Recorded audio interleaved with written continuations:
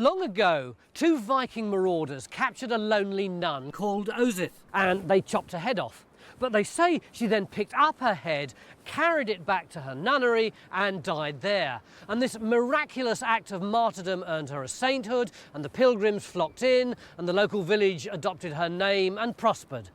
Well, that's the story. This little town on the Essex coast is still called St Osyth, but its real origins are a mystery, and the locals have called in Time Team to help them find out when and where their town really began. They also want to know if these ancient timbers sticking out of the nearby creek fit into the story. Could they possibly hold the key to the mystery of St Osyth? We and the locals have got just 3 days to find out.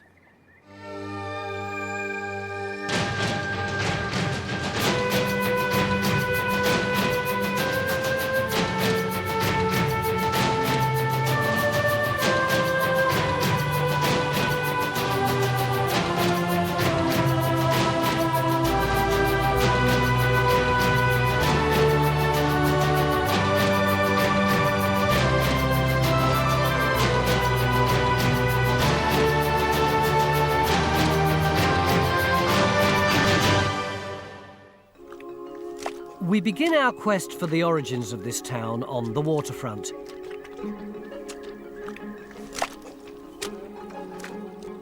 Geophys are testing a peculiar lump between the timbers and the shore.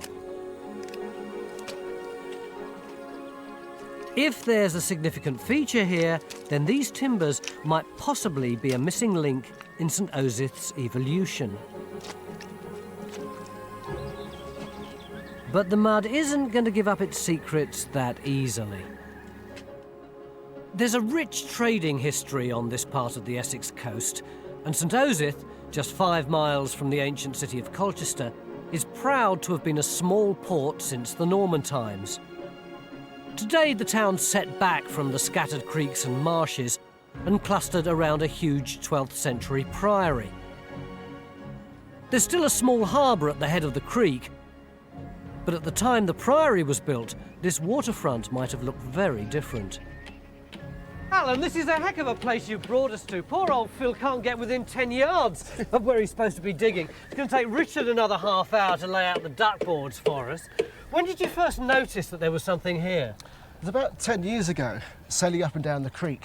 And when the tide was barely in, these stakes kept appearing.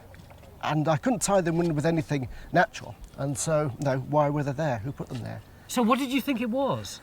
Well, at that stage, I suppose it took a few weeks to sink in there's possibly a key. A key? A key that you tie boats to? That's right, yes. Mm-hmm. But all the boats are way over in that direction, aren't they? Yes, now. So does that rather undermine the theory? No, I don't think it does. I mean, it's on the outer bend of a river. They might put timbers in to stop erosion and be able to tie boats up. That's where the deeper water is. But there's a whole load of other things it could be. It could be part of a fish weir for catching, you know, fish coming in or out. Or it could just be a revetment for this bank. Phil, you found anything yet? Yeah, I've got some pottery here, Tony. There are 10 minutes, and he's already found some finds. Yeah. Before we arrived, Alan discovered loads of pottery in the field behind the creek. Mix asked a few of the locals to field walk this area to see if they can discover any finds that might link this field with our timbers. Field walking isn't easy with a young crop in the ground. Phil, you're the only one of us who's seen this thing close up so far. What do you mean he's the only one? Oh, so I forgot the mud prints. I thought you didn't do mud. I wish we hadn't, to be Why honest. not? Well, look, we've got the edge of the bank there, that's the vegetation.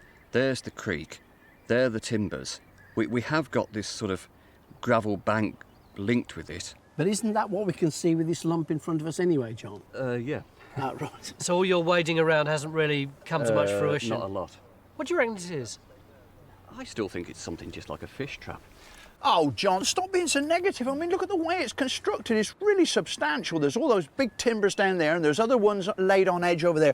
Why can't it be just something more like a wharf with an access way here? I think that's quite feasible. Raksha, what's your instinct? I think it's something much more substantial because the timbers are running back up to the bank. So I don't see why it can't be something like a mill. Do you buy a mill? Yeah, it could be. It could be, or it could be a revetment for the side of the river. There's all sorts of Well, possibilities. either way, arguing about it now isn't actually going to resolve it. I'll tell you where we're going to put the trench. We're going to pull the muck away from the timbers in front there to see what the construction is. Then we're going to see whether or not those timbers do extend into the bank, as Raksha thinks they might do. And then also we'll see the construction of the causeway as well. He's telling you what to do. You're the boss. No, but he's right. That's the way we've got to dig it, because we've got to work with the tide here. We've got to work low down until we're driven off by the rising water. I mean, that's what you seem to have forgotten. We haven't got 3 days. We've only got 3 tides. But low tide's at midday, Phil. Oh, look, Tony, but by halfway through the afternoon, it's going to be halfway up, which is actually going to cover the base of our stakes. So we've got a fish trap or a revetment or a quay or a mill, and we've got just 3 tides to dig it. That's right. Come on, Raksha, let's get at it. The history of this place is rather vague. After the legendary martyrdom of St Osyth in the 7th century, the first record we have is Doomsday, which tells us that 70 souls were living here by 1086. In 1121, work began on a huge priory dedicated to St Osyth, and it's likely a medieval town would have sprung up around the priory, but we don't know that. It's a funny-shaped town, this, isn't it? It is. It's not like what you'd expect from a medieval town at all. What would you expect? Well, normally you get a sort of triangular or rectangular marketplace, and you get these very regular patterns of narrow properties around it, so that even from the map you can see where the town was. You don't have to sort of look at the buildings and ask where it was. But here, you look at the map and you can't see much at all, can No, you? I mean, we're standing just here, and if you look over your shoulder that way, there's the priory, and the church, which is marked on the map here, is just there. And, you know, there's a triangular area here, which, as Mick says, is your classic marketplace, perhaps, but there's no sign of these long, narrow, sort of urban properties that you'd expect at all. If you look at this row here, you know, it's tiny little places. They're places that started as market stalls, temporary, and have gradually got fixed, so there they are, and they've filled all the space up. Not many gardens here.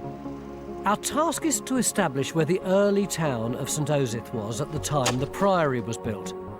Carenza will mastermind the hunt for the medieval town, so Matt and Bridget and the locals are going to sink lots of test pits to see if there are signs of occupation. In the garden of the Red Lion pub, Matt's looking for rubbish pits at the back of some of the early properties. These might contain the remains of domestic pottery. You see that? There's a bit of a brick there or something, so that's a piece of a brick or tile. So there's evidence that you know, people have been living and doing stuff here already.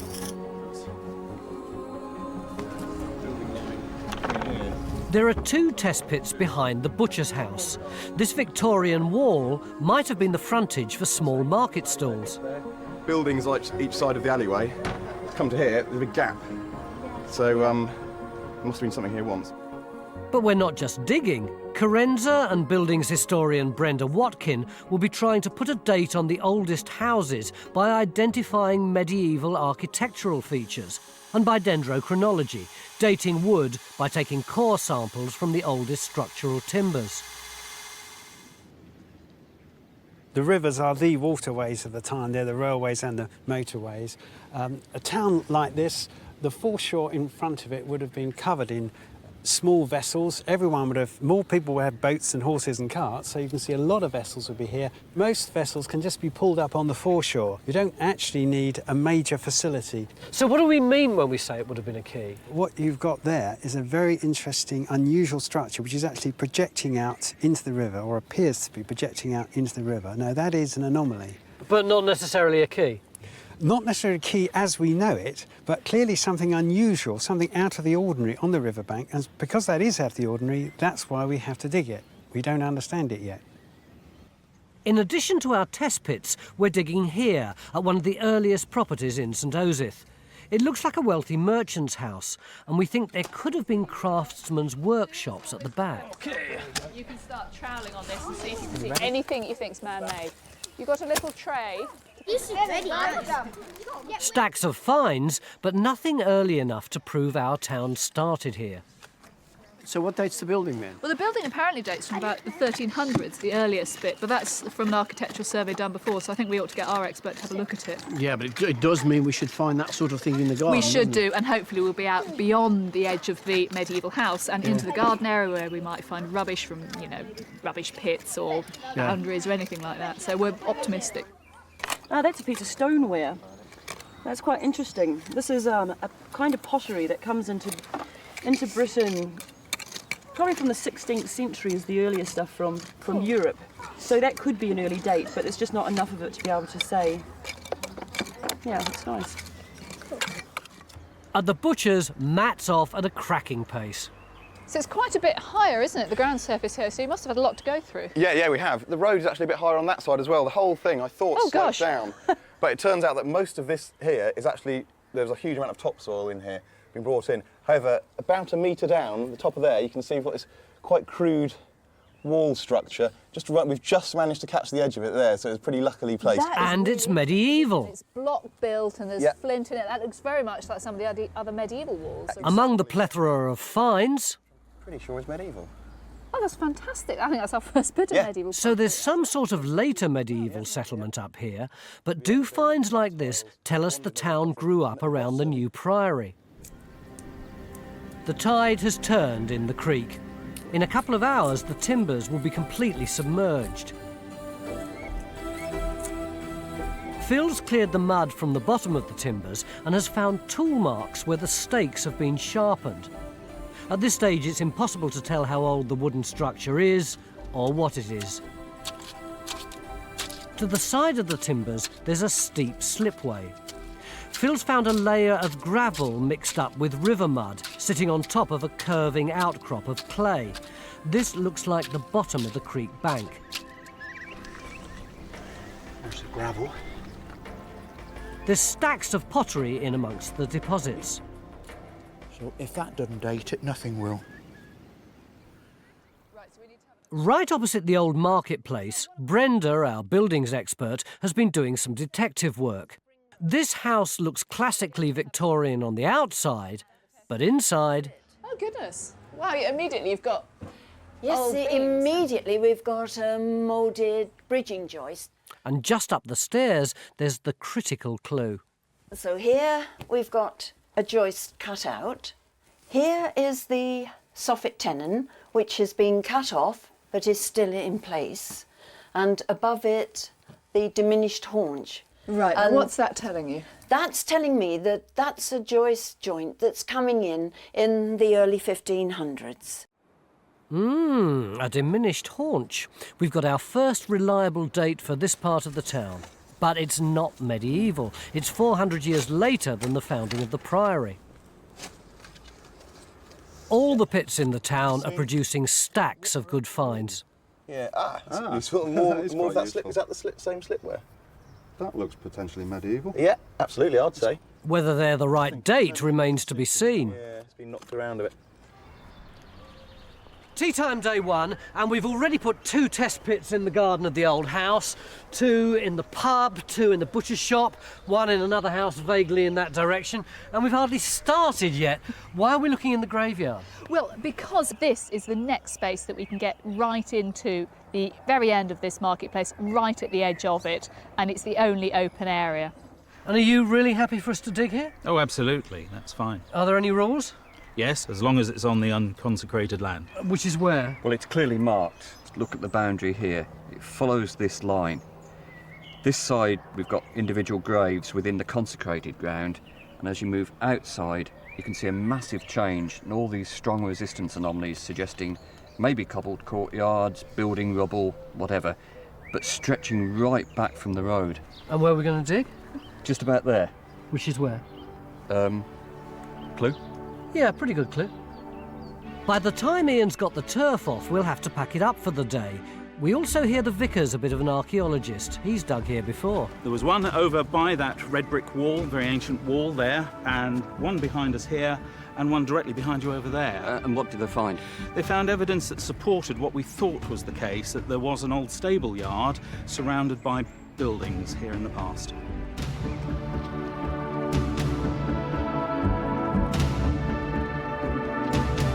Well, as you can see, things are pretty much ground to a halt here because it's the end of Tide 1. Even Phil's decided to come on out of the water. Yeah. Have you come up with anything? We've been absolutely inundated with results. It's been brilliant. I mean, we're stood along here now. All this is covered in water. But what you saw this morning was this L-shaped of timbers coming round there. And our causeway, which is all this muck in front of us, is actually along there. Well, what we've actually been able to find is that the causeway is supported by this revetment, which is wattle-lined. And then along here, we've actually got this artificial cut. Now, I reckon that is pointing towards a wharf. Do you reckon that knocks all the other theories on the head? I think it's unlikely we've got something as massive as a mill now because the timbers aren't that big.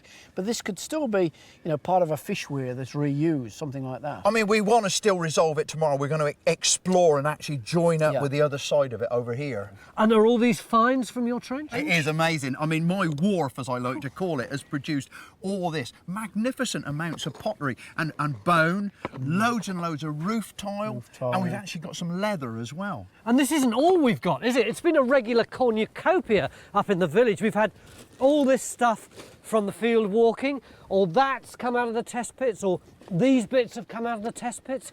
So what does it all mean? Well, our finds experts will tell us when they get here tomorrow. Beginning of day 2 in our search for early St Osyth. Hey, up, haven't you got a trench to go to? I'm not going to walk past this.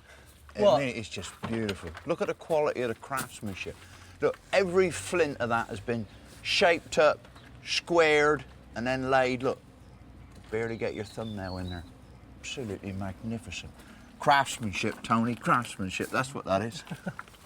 This magnificent gatehouse was added to the priory in the 15th century, the same date as most of the pottery that we're finding in the town.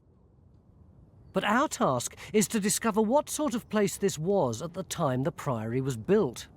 This morning, this lovely old photo came to light. It's from about 1900, and that church is this church here, except it's the other side. So can you see those buildings there?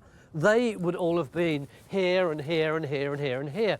Why do you reckon there would have been all these little buildings slap bang in front of a church?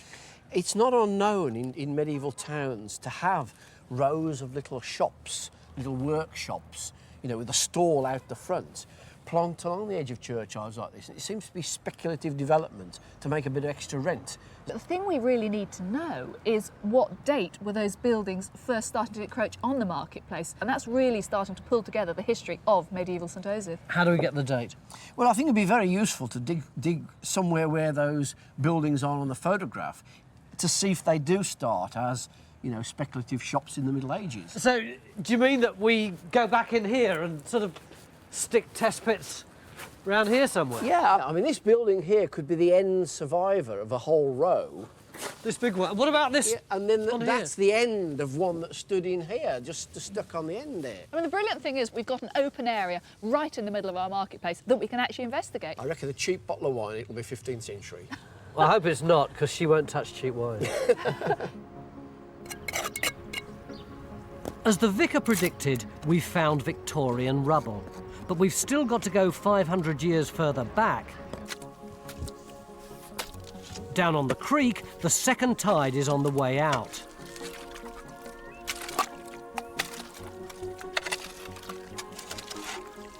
But something's gone horribly wrong. Hey up, Phil. You don't look your normal cheery self. Is it surprising? Look, I mean, this last night was my trench, wasn't it? Yeah. Look at it now. What's happened? Well, the tide came in, didn't it? Well, you must have expected that. You were the one who said to me this is about in, out, in, out, in, out over 3 days. Yeah, but we didn't actually expect it to come in this high. I mean, I was reliably informed this was going to be a neap tide, and apparently neap tides mean that they don't come in as high. But look, it's just inundated everything. It's a mess. So what are you going to do, Raksha? Well, there isn't anything that we can do, really. We just have to clean it up and start all over again. It's a bit of a waste of time, though, isn't it? No, it's not a waste of time. There's no point in doing it unless you get it cleaned up and recorded it. We've got to do that. Do you want a hand?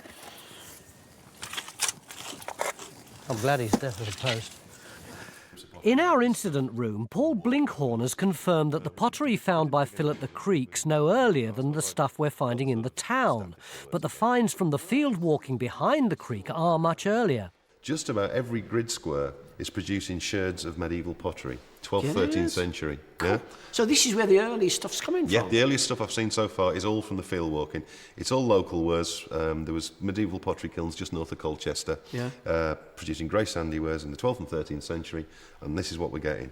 Even this bit with a bit of green glaze, a bit of slip on it, might have come up from London possibly. Right. But there's one... grubby stuff, isn't it? It's quite nasty, that bit, actually. It's quite crude. There's one outside possibility that this thing might be Saxo-Norman. Oh, come on, Paul, how can you tell that? The fabric. I mean, it's a very, very battered sherd, but there was a lot of very high-quality pottery being made in East Anglia in the late Saxon period, the Thetford wares. Well, this obviously isn't it. That might be a bit of Thetford ware. It's very beaten up and it's very battered, but the fabric's a little bit different to the other stuff. It seems to be slightly finer. But anyway, getting back towards the Norman conquest with this stuff. Yeah, we're talking 1050, and then possibly a little bit early earlier. Middle Ages for this. It's consistently 12th and 13th century, the background noise. Well, that's all very interesting, isn't it? Because it looks as if the jetty where Phil is similar sort of date to what's going on in the town, and the early stuff is actually in the field at the back. That's confusing. The timbers by the creek are 16th century, and there's no sign of any settlement around the priory before the 15th century. So much for the planned medieval town. The stuff that's remotely contemporary with the start of the priory is a mile away in a wheat field behind the creek. Mick's sure that the only way of explaining this conundrum and seeing what, if anything, was going on down there is to send in Geophys. The historical documents tell us that early St Osyth was full of tradesmen who could have serviced a growing priory town, including the usual suspects, carpenters, potters, brewers. Well, there are one or two with rather more unusual names. There's a chancellor, who might be a court official or usher, and there's a man who's possibly a gauger. What's that? A type of customs official or excise man. So does that imply that there was quite a lot of money around? I think, yeah, one could expect there to be a number of merchants, and another man's called a chapman, which is a sort of petty trader or merchant. What sort of population would there have been? Well, our best evidence comes from the late 14th century in the poll tax, and that implies a population of perhaps 500 to 600 people. In the 16th century, would there have been the same kind of merchants and sellers around here? Oh, very much so, I think, but we've actually got the record of a far greater range of trades at that time. So we've got a tanner, a glover, a butcher, a weaver, so great variety. Anybody to do with the harbour? Yeah, very much so. There's record of 5 mariners and a shipwright, so clearly boats were being built here in the early 16th century. Hey Phil, it's getting more and more precarious down here the more people use your duckboards. Oh, come on, stop making a fuss. Oh, you've cheered up now, haven't you? You should have seen him this morning. He was giving me a lot of stick for coming down there as well. We've had real fun down here this morning. We've got a dock. What do you mean by a dock? What you're looking at is a place where a boat would have slipped in through there. Do you see this big area of clay? It's all a big area of clay. No. You want me to get over there and show you, don't you? Look at the yellow underneath, that's the clue. Oh, blimey, This Phil, stuff here, steady. that's the actual natural, and it comes way across there and goes up the other side, and in the middle of it is this great big dollop of grey clay. So the boat is going to fit into there. It's going to be protected on this side by these timbers, and we've got along there a load of wattle that actually the boat would have slipped up against. And beyond that, we've got our gravel causeway, which is where you would have unloaded and offloaded the boat. And the actual front of that causeway is supported by a wattle fence. Now, when that wattle fence actually rotted, all this gravel, which is part of the causeway, collapsed and fell into the dock. And on that side, we've actually got another wooden frontage, which is comprising of boards, but in the front of that is also wattle-lined. Can we dendrodate this wood? No, we can't. I mean, unfortunately, the timbers, I think they need about 50 rings or something like that. The timbers are just not big enough to actually be able to get a date. But, you know, there's an awful lot we can get out of this, isn't there, with the timbers and everything you've got. It's a question of whether I can get out of it. One big question, though, when was it? Yeah, well, I think we know that now because Paul's gone through the pottery that Phil found up on the top there, and it's a closely datable group. He's got one lot of stuff that's about 1600 to 1650, and the rest of it's post-1650. So we're looking at a 17th century dock. I've been here all morning. I haven't got the foggiest idea how old it was. Shame it's not medieval, though. See if you can find us a medieval key. Do you want a hand out? Are you all right? No, he's all right. Thank you, friend. No, don't pull. Don't pull, you silly old fool. John's already got the geophysics results. John, you can't have geophysics this entire field. We've done a pretty big chunk to start with. It looks pretty busy, doesn't it? Yeah, I mean, there's anomalies right along the river frontage. I mean, that's where Phil's trench is in there. And there's these responses. God, blimey. Is that geophysics? Oh, that's good, isn't it? How does that tie in with the field walking? Well, we just got it plotted out, look. I think it's the same area as yours. It's the same grid. And there's medieval pottery in every square. Yeah. Phil, see that? Good Lord, not meaningful geophysics results for a change. Right. Looking at that, where do you think that we should now dig? Hey, no, just a minute. You chose where we dug on day one. You haven't given me a chance. Well, tough. We're going to put a trench in there, in amongst all that noise, and that's where we got quite a bit of the pottery. Right. Where's that on the ground? Can you see that sort of 12-foot tall cane over there? Yeah. Well, that's where we've got the really nice anomalies, and that's where quite a bit of the pottery came from. Yeah. So that we're going to dig there, you're going to join us? Oh, no, you're going to dig there. But I'd actually... We must look at that first, yeah. I think. Yeah. But I think these could be industrial-type responses. So what are you thinking of something the back of the river that... All sort of sorts workshops, boatyards. I mean, it could be like a small house, couldn't it? Boat building, boat breaking, boat repairing, and a whole load of activities. Fantastic if we found a lot of industry in here. Well, we've got more medieval pottery here than anywhere else. It's very difficult to explain the huge gap in time between the waterfront, where Phil's finds were 16th century, and the field behind. You feel like one of these sort of GM vandals. No, you need a black mask over your head. Ooh, what? Slag. Really? Isn't it? Oh, dear. Ah! Flint. Stick to geophysics, John. I can't believe that. We know from the poll tax that people were living in St Osyth in the 14th century.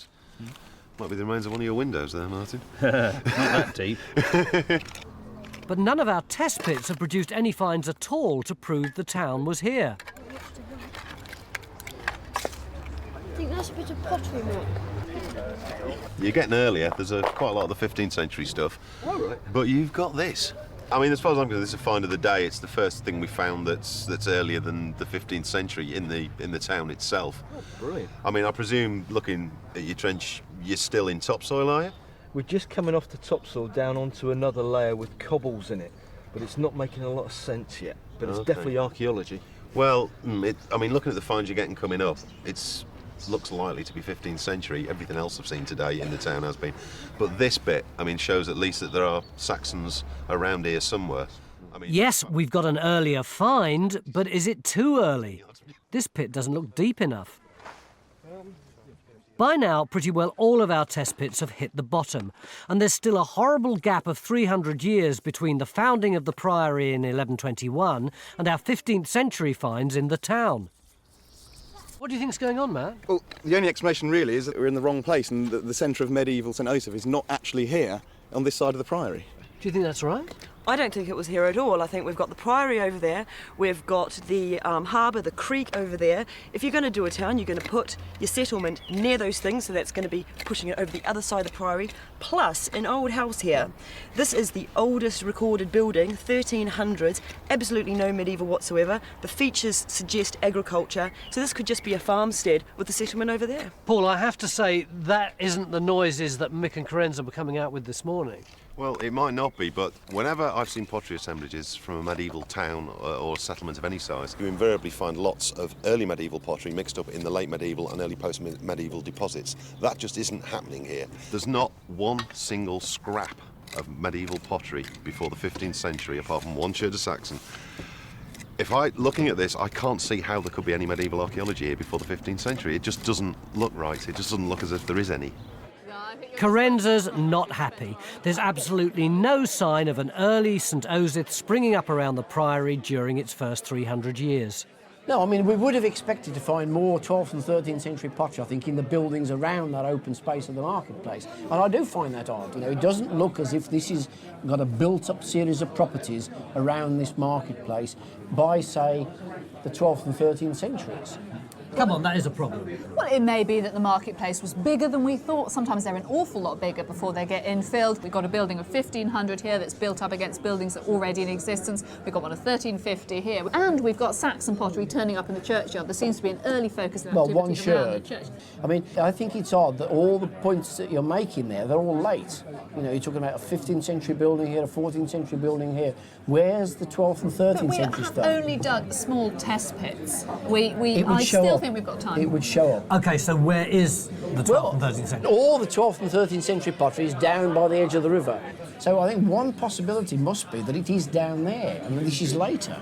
I mean, certainly what we don't have is a regularly planned market town laid out by the Priory. Is this sort of DIY town? We wouldn't be in this mess if we got a proper planned town, would we? OK, so the big question is the medieval town by the church? Is it to the north? Is it down by the harbour? Is it just a higgledy-piggledy town that hasn't got a centre? Or is it somewhere else? Absolutely. Or are there several marketplaces? Let's find out tomorrow. 2 days ago, we came here to the Essex coast to try and find the medieval origins of the town of St Osyth. And have we found them? No, we haven't. We've dug hole after hole in the present-day town and come up with nothing at all that's earlier than late medieval. So, with just 1 day left, Mick's decided to throw virtually all our resources into this field next to the creek. Why here, Mick? Because the field walking here produced the earliest pottery from St Osyth that we got so far. You know, the large collections of 12th and 13th century stuff came from across this slope here. We've also put the geophysics in here, which has got a great swathe at the bottom of this field, just above the creek, in fact just above where Phil was digging. And John tells me that a lot of this indicates settlement activity. Some of it is probably industrial activity as well. OK, so what are we going to do? Well, it's a big area to deal with. And we've only got 1 day to deal with it. So what we thought we'd do is dig some long trenches with a machine. Well, I say long trenches, perhaps 5 by 1, something like that. Clean them up and see what's in there. And that will give us a sample across quite a large area to see whether we've actually got structures and whether we've got more finds. But why here, so far away from the present-day town? Well, it's probably something to do with the fact that there's a port or trading going on the river. And it's not unusual, of course, for places to move about. You know, we tend to think of towns as static and villages as static, but over a period of 1,500, 2,000 years, they do move about as their fortunes and economics change. So it doesn't surprise me that they might have lived down here at one stage, a lot of trading going on. They may have lived up by the Priory when that was in existence, servicing that, lived round the town, you know, servicing a market which is supplying the local area at another time, and the fortunes of these places are changing from time to time. So I'm quite confident we're going to get something here at the moment. He's written a book on that. Still available as well. John Geophysics has pinpointed a number of big anomalies. And no sooner can Henry confirm the position than a new trench is born. Everyone's getting stuck in. That's fantastic. Excellent. To your level. By lunchtime, we should know if Mick's dig or bust strategy has paid off. Gus, our harbour expert, is examining the timbers in Phil's dock. Hopefully, he can tell us if the structure related to the town or the field behind, or both. Most of the town trenches have shut down, as after 2 days there's no tangible evidence of a settlement earlier than the 15th century. But Martin the Vicar isn't giving up. Looking good. Back by the creek, Mick's gamble hinges on the geophysics. And quite understandably, John's a little nervous. We're losing it here. We'll have to clean this back a bit. There's this massive, great blob here, so I'm wondering if we've got a couple of intercut rubbish pits or something. It's domestic rubbish. It's tile, it's shell, bits of pottery. One sherd is 12th century. Really? Definitely, yeah. Maybe slightly earlier. It could be Saxon-Norman. Well, I think that's a victory. Fitting. I think you got it right, John. Do you want that in writing? Rubbish pits could mean houses. John's identified 7 anomalies. So, Paul's here, fills here, and Raksha's finds suggest there was shipbuilding here. You seem to have found your anomalies. There's lots of metal and nails and things. That's all within this pit. That's all within this pit. So you did well on your geophysics this time then, John. Keep saying that. I'm on a victory tour at the moment. A what? A victory tour. Victory tour. Well, if you're in so victorious a mood, what have you got on your printout for this? This is actually the anomaly. It's one of the strongest we've got. Okay. I mean, it looks like fired brick. I wonder whether it's not a furnace, a smithy. Ah, well, that would be... Because... That would be... Because... Oh. Look what I'm getting. Lots of clinker and stuff like that, masses of it. And that isn't flint, is it? No, John, that's not flint. But it's all coming in here. Just as we predicted. Come on. In the river, we thought we'd got a 17th century dock. But Gus has got other ideas. These piles are not straight. They're all twisted at various angles. That one over there is seriously twisted. These ones here, if I may just wade into the water, this one here I've actually got the bottom of. You can see it's got this nice chamfer on the bottom there, which means these piles were driven in at about that height. So only that metre or so was actually standing proud of whatever river level was there then. We've lost all the front half, and you can see that over there. You can see where that broken plank is. You can see very clearly that we've lost the front half of the structure. So Alan is actually standing on the front of the structure. He is the riverfront. This is the middle of the riverfront. We're in the middle of a waterfront feature. What about dating? Well, the dating seems to have come, all that pottery you're talking about seems to have come from the bottom of these erosion levels.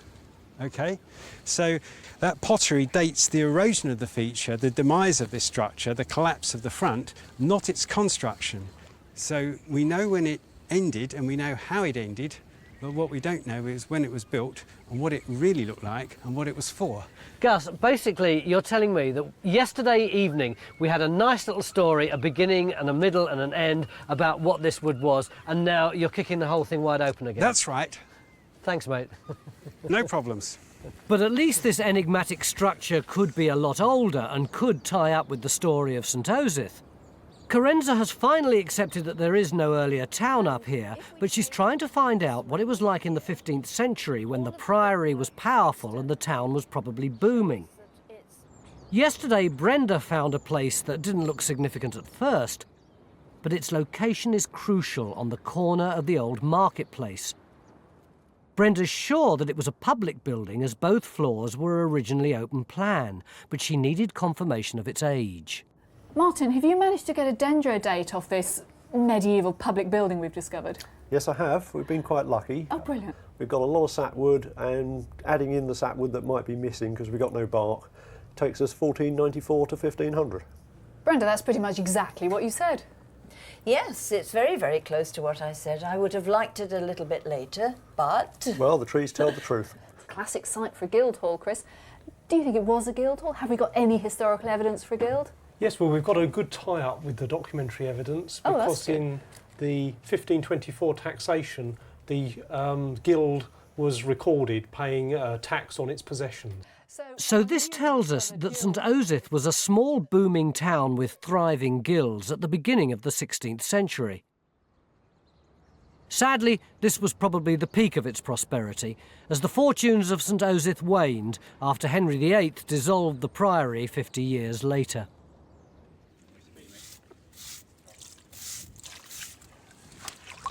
So have we got any tool marks on these timbers, Gus? Yes, yes, we have, Mick. You can just see the striations at the bottom of the axe cuts when the light's right. Oh yeah, if I get just down, pick I them can out. see there. Yeah. That. So what do they tell us? Well, that's definitely an iron-bladed axe. It's not Bronze Age. Oh, that's good. I'm relieved to hear that. And it's not Stone Age. Right. So it is in the era of before mechanical tools. But we've had quite a major trauma. Well, what sort of thing are you thinking of? Well, what I mean by that is this is a well-built structure which kept the riverfront robustly safe with most high tides, but there has been an exceptional storm surge which has simply wiped out the entire front of this structure. Right, in which case you'll find this interesting. This is Samuel Pepys writing in his diary, 7th of December 1663, so it's right for what you're telling me about the period. He says, "At Whitehall I hear and find that there was last night the greatest tide that was ever seen in England to have been in this river, all Whitehall having been drowned." I mean, that does sound like a big event just down the coast, doesn't it? Well, given that the pottery that was in that erosion scour was mid to late, was that 1650 to 1700? It's 1663, between 1650 and 1700. Yeah. Must be the flood then. Well, Samuel Pepys was right. I'm always a bit wary about one event causing something, but clearly, you know, damaging tides like that must have happened. It was an event like that, an unusually high catastrophic event which destabilised the structure which had otherwise served quite sensibly, quite robustly to keep most tides out, but that was just one tide too many. Yeah, amazing, amazing. With just 2 hours to go, the vicar's persistence has finally paid off. 1.5 meters below the surface, he's produced the most important finds in the town. I can finally say you've got back before the 15th century in the medieval period. Only just, but you're back there before it. Right, so what have we got that's significant? Well, we've got these 3 fairly small sherds, but they're enough to keep me happy. Basically, we've got this, which is a sherd of late London ware, probably 14th century. We've got this, which is a sherd of early German stoneware, probably about 1350. And this, which is Dutch medieval pottery. The generic term for it is Aardenburg ware, but again, 14th century. This is exactly the sort of thing I'd expect to see in a medieval port town. You go over to Holland, or you're coming over from Holland, you fill the hold of your boat with expensive goods for trade, you have a spare corner, you stick something in like a basket of pots or whatever. It's not a big profit, but it's better than just wasting space. Wasted space was wasted money as far as the merchants are concerned, so this is exactly what I'd expect to see. Yes, I'm happy now. These are terrific finds, and Paul's convinced that the wealthy end of town was up by the Priory. But there's still no proof that an earlier settlement began to develop up here at the time the Priory was built. Down at the workman's end of town, Phil has confirmed there was industry alongside the creek, but it's much later. What you've actually got is a flue. That's this dark stuff, and it actually comes right the way through here. Now, it's got a wall on that side and a wall on that side. And as the flue comes through, when it gets to here, it widens out on that side and on that side into a major chamber. That's what I'm actually standing in. Now, when they actually found it, I thought, oh, it's going to be a furnace or something like that, maybe even a smithy. But now I've actually got in it, I realise it's far more substantial than ever I imagined. And I think it must be a kiln or something like that. What I don't know is how old it is. How are you on bricks? Well, this is a handmade brick, not a machine-made one. It's slightly smaller in dimensions than your average modern brick. That's what I thought, yeah. And it hasn't got those the characteristic indentations. The frog. The frogs in the top, which you use for putting the mortar in. So that this is potentially a Tudor or early Stuart brick, 16th century, early 17th at tops. Could it be contemporary with our wharf out there? Broadly, it is contemporary with it, yeah, I would guess. It would be a very convenient place to actually offload a barge or something like that, bringing in raw materials or maybe taking away finished products. Well, I couldn't help noticing that in your tray here, you actually have a bit of nail with a washer. That's the rove. This is the diamond-shaped rove that you use to clench 2 planks of a barge or boat together. So you couldn't sail very far on that, but provided you got the wood to go with it, that would make a nice little barge. Well, that rove end came from a trench just over there. So, I mean, it looks like we do have boat building on the site as well. Or boat destruction, yes. This is a used boat rivet. Right. So, which means that they've had a barge and broken it up. And that presumably is undateable? Virtually, yes, but except the fact that the clinker building using these rows, things like the Mary Rose don't use these. The Mary Rose sunk in 1545.